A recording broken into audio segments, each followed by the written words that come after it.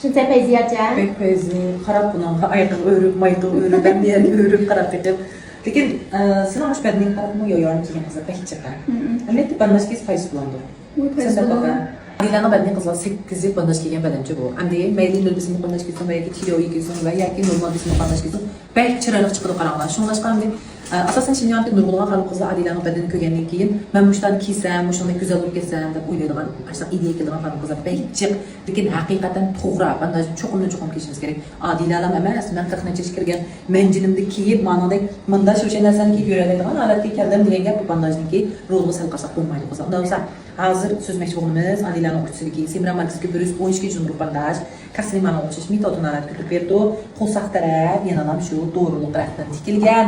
Anodan keyin eng muhimi saqlash iqtidori bor bo'lgan, shu qishda kiyishga mos keladigan eng muhim bo'lgan bandaj. Cho'qim yaxshi ko'rsatlar qizlarjon. To'yuz botgan, peyon botgan, adibkes qo'st aqriydigan, anodan qilinmasga ishdan xushi yo'q. Bandajga ichib siqilgan qizlarning eng oldingi talishi. Sen qarash kerak emas, hozirning o'zida shanaq qilsanglar bo'ladi. Qo'y egizliklar ig'irlik yo'lisa, peyonchiga shunaqa tuyjansan bo'ldi shuni nima?